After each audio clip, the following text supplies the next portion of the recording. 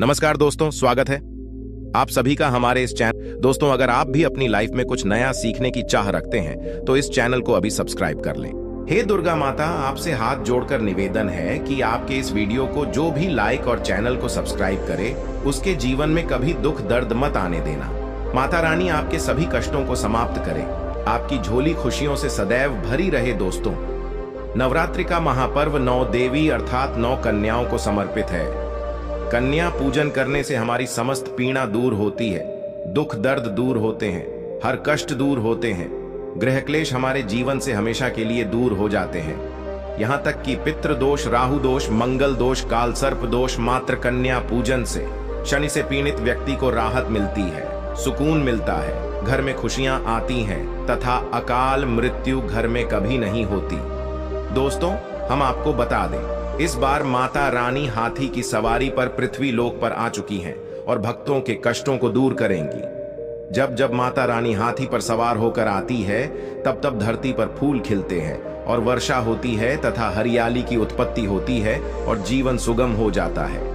किसान के घर में साक्षात मां जगदम्बा जगत मां का आगमन होता है। दोस्तों, इस बार के नवरात्रि बहुत ही शुभ और मंगलकारी माने जा रहे हैं। इस बार शारदीय नवरात्रि 15 अक्टूबर दिन रविवार को शुरू होकर और इसका समापन 23 अक्टूबर दिन सोमवार को होगा। ऐसे में 24 अक्टूबर दिन मंगलवार को ही दुर्गा विसर्जन होगा।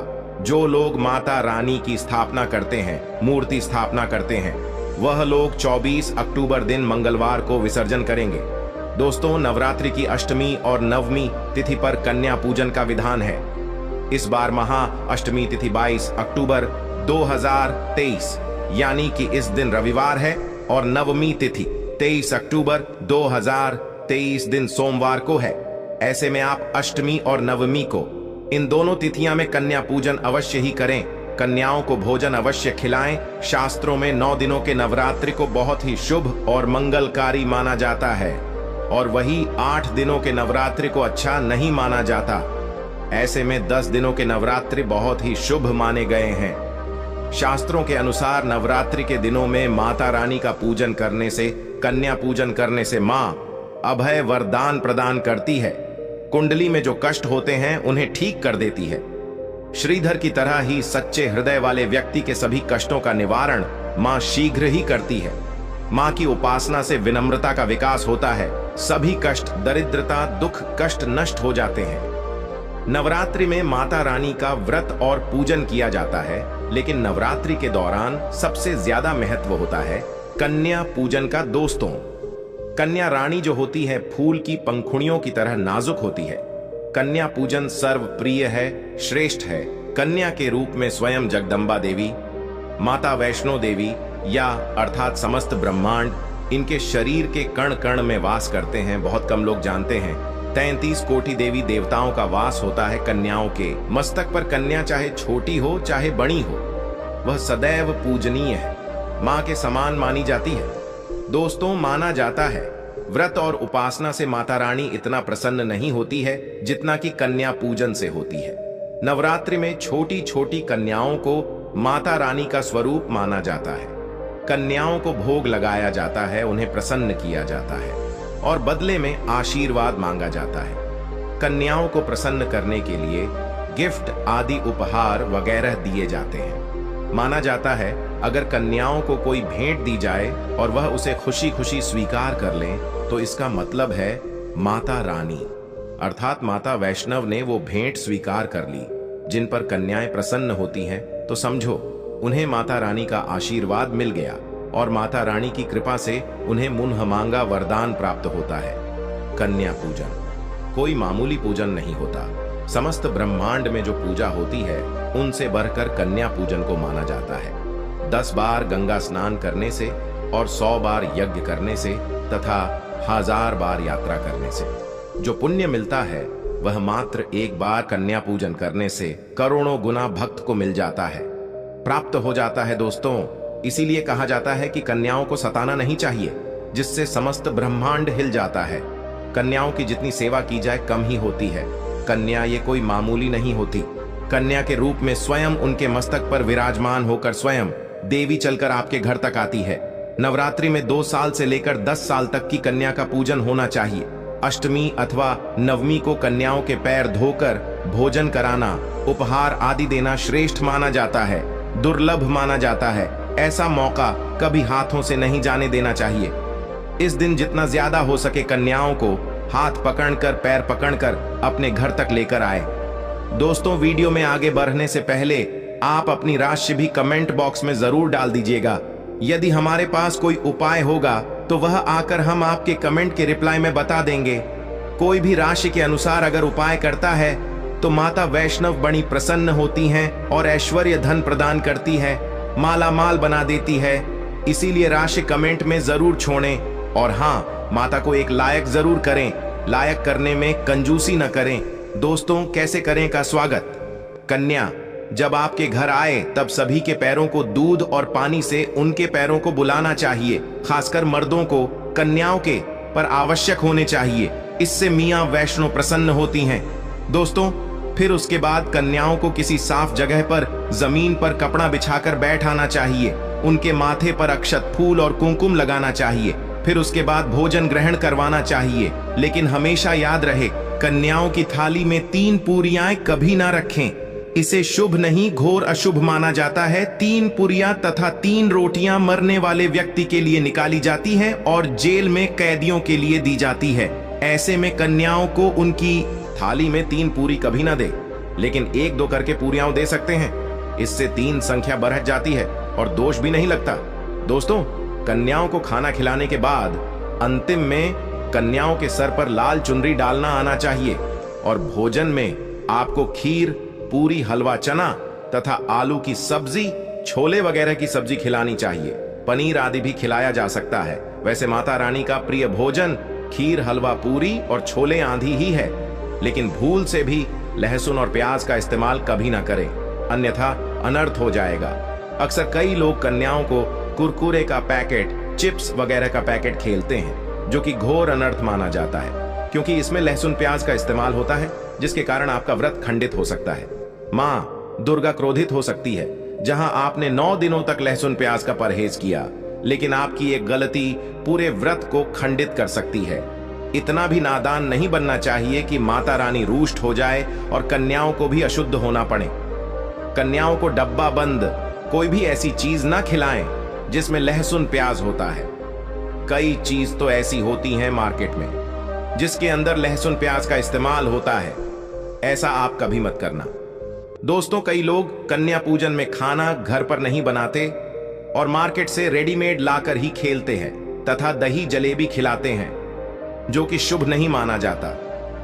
दोस्तों, में ऐसा खाना वो लोग खिलाते हैं जिनके घर में मान लीजिए कोई दुर्घटना आदि हो गई है या घर में कोई बीमार है या कोई मुसीबत है, तब वो ऐसा करते हैं। लेकिन अगर आप स्वस्थ हैं, आपको कोई पीड़ा नहीं है, तो ऐसा भूलकर भी नहीं करना चाहिए।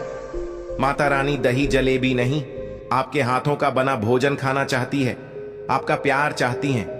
फिर चाहे आप घर में एक ही पूरी क्यों ना बनाएं माता के लिए, पर आप स्वयं ही अपने हाथों से माता रानी को भोजन खिलाएं। देखिए, भले ही आप दही जलेबी खिला सकते हैं, परंतु माता को घर का बना हुआ शुद्ध भोजन ही अति प्रिय है। खासकर नवरात्रों के दौरान घर में पक्का खाना अवश्य बनाना चाहिए। माता रानी बहुत प्रसन्न होती है। घर का बना पक्का खाना ही कन्याओं को खिलाना चाहिए। हमेशा याद रखें, कन्याओं को प्लास्टिक के बने धोने में खाना नहीं खिलाना चाहिए।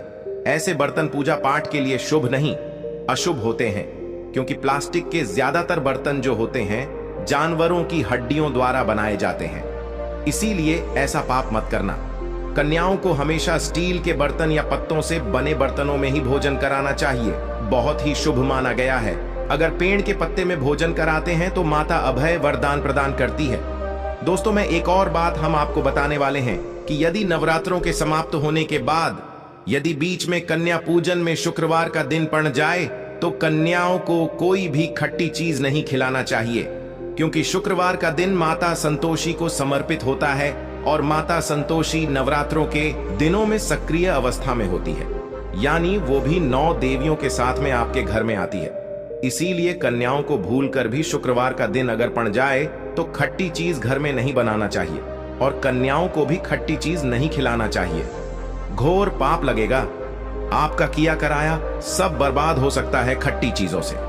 माता संतोषी रूठ हो सकती है, चिढ़ सकती है, आपको श्राप दे सकती है। इसीलिए नादान ना बने दोस्तों को भोजन कराने के बाद कन्याओं की थाली में एक लौंग जरूर रखना चाहिए, क्योंकि लौंग देवी शक्ति तथा दुर्गा मां को बहुत प्रिय है।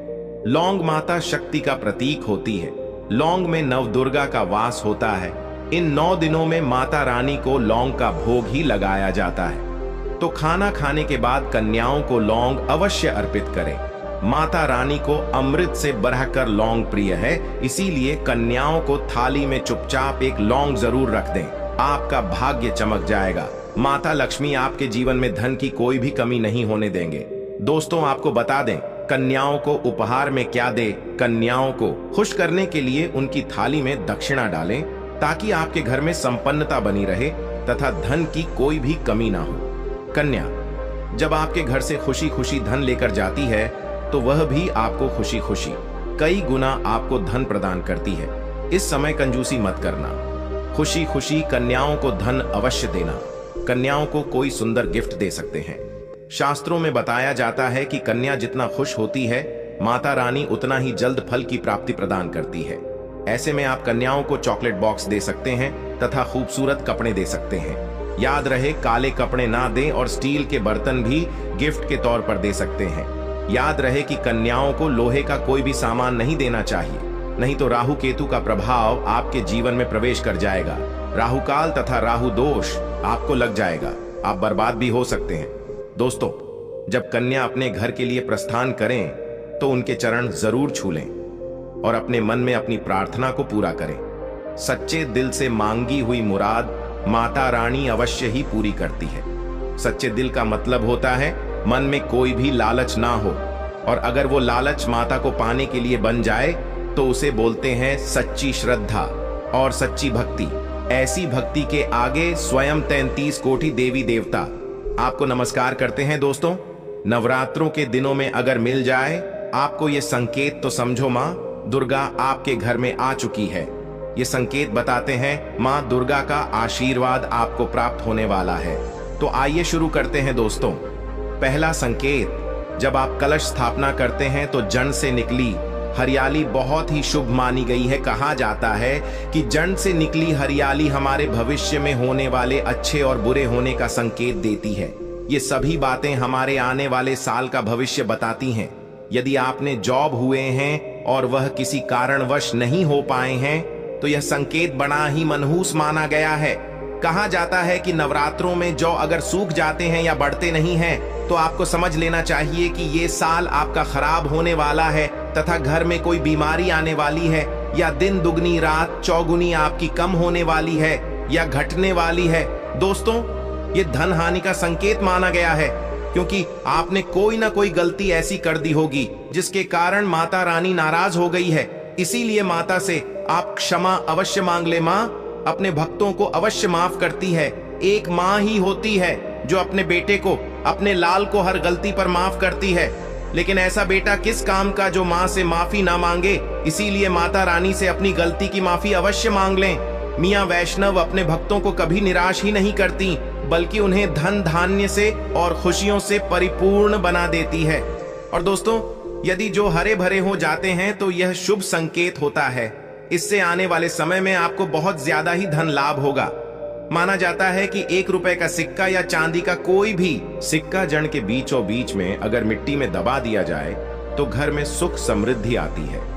माता लक्ष्मी दौड़ी दौड़ी चली आती है, जो कि अंदर हमेशा 1 रुपए का सिक्का अवश्य डालना चाहिए। जड़ को खाली नहीं रखना चाहिए, उसमें धन वगैरह अवश्य डालना चाहिए। इससे माता का आशीर्वाद सदैव परिवार पर बना रहता है और जीवन में कोई भी संकट नहीं आता। खाली जो मतलब धन भी खाली, खुशियां भी खाली ही मिलेंगी। दोस्तों, नंबर 2, यदि आपकी नींद नवरात्रों के दौरान सुबह 4 बजे के आसपास खुलती है तो इसे बड़ा ही शुभ संकेत माना जाता है, क्योंकि यह समय ब्रह्म मुहूर्त कहलाता है। इस समय देवी शक्ति अपने सच्चे भक्तों को ही जागती है। इस समय उठाना मतलब माता की कृपा प्राप्त करने के बराबर माना गया है। ये संकेत बताते हैं कि माता की सच्ची भक्ति का प्रभाव आपके ऊपर हो चुका है और माता रानी आपको जल्दी ही कोई खुशखबरी देने वाली है। माँ आपकी सच्ची भक्ति से बहुत खुश हैं। दोस्तों, नंबर 3, यदि नवरात्रि में आपका मन प्रसन्न होने लगे, पूजा पाठ में आपका मन लगने लगे, पूजा करते समय मन का शांत होना, यह दर्शाता है कि आपको बहुत जल्द मां की कृपा प्राप्त होने वाली है। माता रानी आपकी भक्ति से बहुत खुश हैं। आपकी भक्ति माता रानी को आनंद दे रही है। ऐसे व्यक्ति को समझ जाना चाहिए कि उसके जीवन में अब अच्छा समय आने वाला है। दोस्तों, नंबर 4, नवरात्रों के दौरान अगर मां के गले से फूल गिर जाए तथा जौ के हरे भरे पत्ते अगर बिन हवा के हिल जाए तो इसे अति उत्तम माना गया है। यह संकेत बताता है कि माता रानी का आगमन आपके घर में अस्थायी रूप से हो चुका है। आपको माता लक्ष्मी की कृपा प्राप्त होने वाली है। यह संकेत कुछ खास लोगों को ही दिखाई देते हैं। माना जाता है कि पूजा करते समय अगर धुआं अधिक बरस जाए तो इससे यह पता चलता है कि आपके घर से गरीबी हमेशा हमेशा के लिए जाने वाली है। भूत प्रेत आत्मा है अब आपके घर से हमेशा के लिए जाने वाले हैं। पूजा करते समय धुएं का अधिक होना बहुत ही शुभ और मंगलकारी माना गया है। यह संकेत भविष्य में अच्छे परिणाम को दर्शाते हैं।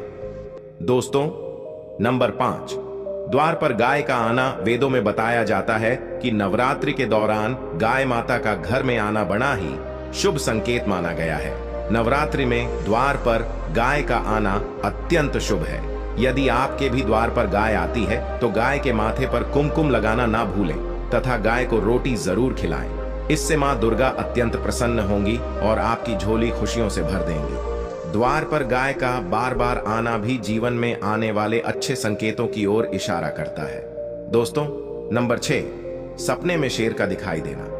अगर आपके सपनों में मां दुर्गा दिखाई देती है, अर्थात कोई भी देवी अगर आपके सपनों में दिखाई देती है तो बड़ा ही शुभ माना गया है। नवरात्रों के पावन अवसर पर माता के दर्शन किसी खास भक्तों को ही होते हैं। ये सपने कभी किसी को शेयर मत करना। यदि माता की सवारी तथा शेर रात्रि में सपने में बार बार दिखाई देता है तो मां दुर्गा आपसे प्रसन्न है। यह संकेत बताते हैं कि जल्द ही आपकी कोई मनोकामना अवश्य पूर्ण होगी और आपके शत्रुओं का नाश हो जाएगा। शत्रु आपके नाम से ही थर थर कांपने लगे। गा मां दुर्गा का वाहन शेर है, इसीलिए नवरात्रि में शेर का दिखाई देना अत्यंत शुभ संकेत होता है। दोस्तों, नंबर 7, यदि कोई छोटी कन्या आपको सुबह सुबह लाल वस्त्र धारण किए हुए दिखाई देती है तो आपने साक्षात मां दुर्गा के दर्शन किए हैं। यदि नवरात्रों में सबसे पहले आपके घर में कन्याओं का आगमन हो जाए तो समझो आपको दुनिया की कोई भी शक्ति, ब्रह्मांड की कोई भी शक्ति आपको करोड़पति होने से नहीं रोक सकती।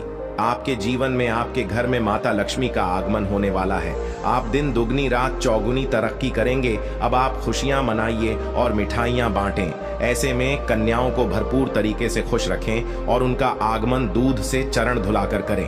कोई भी कंजूसी न करें। दोस्तों, माता रानी आपको यह संकेत दे रही है कि अब आपका बुरा समय समाप्त हो चुका है। अब जीवन में सुख समृद्धि के द्वार खुल जाएंगे। दोस्तों, नंबर 8, घर पर उल्लू का आना। यदि मां लक्ष्मी का वाहन उल्लू नवरात्रि में आपके घर पर आकर बैठ जाए तो ये भी शुभ संकेत है। इसका अर्थ है कि मां लक्ष्मी का आपके घर में प्रवेश हो चुका है और आपकी आर्थिक स्थिति और मजबूत होगी। लेकिन याद रहे, उल्लू नवरात्रि और दीपावली पर आना ही शुभ माना जाता है। दोस्तों, नंबर 9, यदि ब्रह्म मुहूर्त के समय यानी सुबह के 4 बजे के आसपास घंटियों की आवाज सुनाई दी जाए या शंख की आवाज सुनाई दे जाए तथा कोई भजन सुनाई दे जाए तो बड़ा ही शुभ संकेत माना गया है। इससे यह पता चलता है कि माता रानी आपकी भक्ति से बहुत प्रसन्न है और आपके जीवन में सभी नकारात्मकता का नाश होने वाला है तथा माता लक्ष्मी की कृपा आपको प्राप्त होने वाली है। दोस्तों, नवरात्रों के दौरान घर में काली चींटियों का दिखाना, लंबी लंबी लाइन बनाकर मुंह में खाना ले जाते हुए चींटियों को देखना अच्छा संकेत माना गया है। और यदि मंदिर में पूजा करते समय कोई छिपकली आदि दिखाई दे जाए या मंदिर के स्थान की ओर छिपकली चली जाए तो बड़ा ही शुभ संकेत माना गया है। इससे यह पता चलता है कि आपको माता लक्ष्मी की कृपा प्राप्त होने वाली है। मां का आशीर्वाद आपको मिलने वाला है। नवरात्रों के दौरान मंदिर में छिपकली का दिखना बहुत ही शुभ संकेत माना गया है। आपकी भक्ति का फल आपको शीघ्र ही मिलने वाला है, क्योंकि छिपकली को माता लक्ष्मी का प्रतीक माना गया है। किसी शुभ अवसर पर छिपकली का दिखना मंगलकारी माना गया है। और नवरात्रि में छिपकली का मंदिर में दिखना साक्षात देवी लक्ष्मी का स्वरूप माना गया है। दोस्तों, अगर आप वाकई में मां वैष्णो की कृपा पाना चाहते हैं तो कमेंट बॉक्स में लिखें जय माता दी, माता रानी आपकी झोली खुशियों से भर दें। मां वैष्णो के लिए एक लाइक तो बनता है।